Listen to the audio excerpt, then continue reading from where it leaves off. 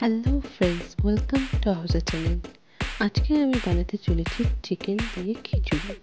শীতকাল হোক অথবা বর্ষাকাল, খিচুড়ি খাওয়ার মজাই কিন্তু আলাদা। আজ খিচুড়ি যদি চিকেন দিয়ে হয় তাহলে তো কিছু বলার নেই।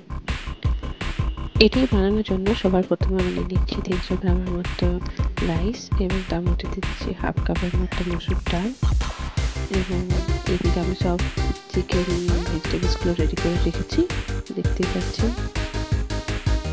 এবং আমি এবার চালটাকে মসুর ডালটাকে একটু ভালোভাবে ধুয়ে নিয়েছি।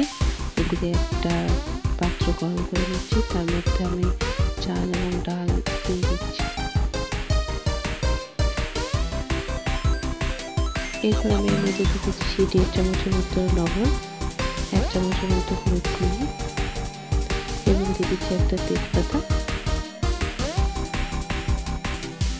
এদিকে একটা পাত্র গরম করে আমি এর মধ্যে দিয়ে দিচ্ছি কিছুটা পরিমাণ তেল ও তার মধ্যে দিয়েছি 3টে লঙ্কা কুচি। এরপর আমি এর মধ্যে দিয়ে দেবো পেঁয়াজ কুচি এবং এটাকে একটু ভালোভাবে নেড়ে চেড়ে নেব।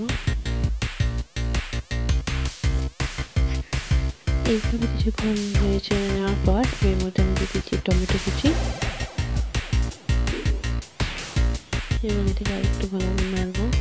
এর মধ্যে আমি দিয়ে দিচ্ছি 1 চামচের মতো আদা রসুনের পেস্ট।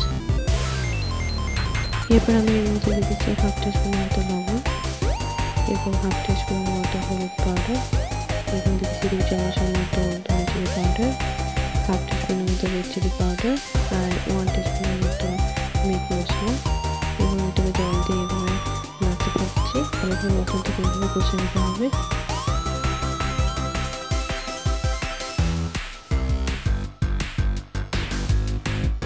এখন আমার মশলাটা প্রায় কষে গিয়েছে।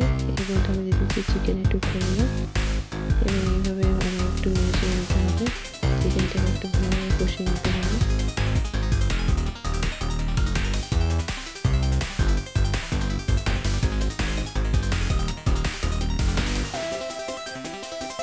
পাঁচ মিনিট এইভাবে চিকেনটাকে কষে নেওয়ার পর এর মধ্যে আমি এক এক করে ভেজিটেবলসগুলো দিয়ে দেবো। প্রথমে দিয়ে দিচ্ছি আলু এবং গাজরের টুকরো এবং এটাকে একটু ভালোভাবে নেড়ে চেড়ে নেব।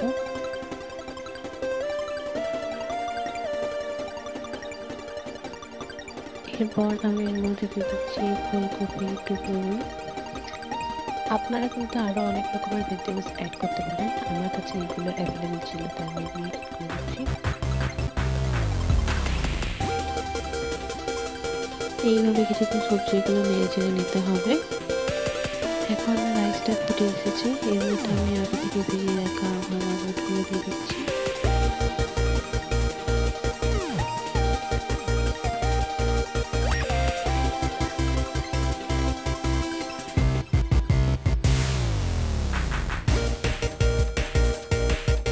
সবকিছু ভালোভাবে কষিয়ে নেওয়ার পর আমি এর মধ্যে দিয়ে দিচ্ছি 1 টিস্পুনের মতো গরম মশলা।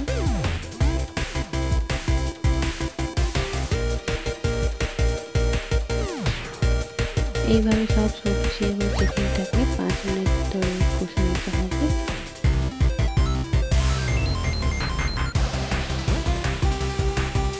এখন আমার সব সবজিগুলো ভালোভাবে কষা হয়ে গেছে। এবার আমি কিছু মশলা দিয়ে দিচ্ছি।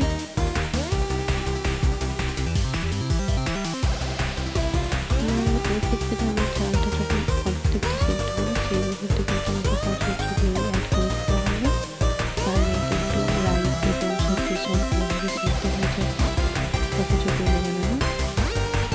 এখন আমি এর মধ্যে দিচ্ছি কাঁচা মটর। এগুলো আমার প্রথমে দিলে প্রথমে দিলে এগুলো পড়ে যাবে, তখন লাস্টে দিতে হবে।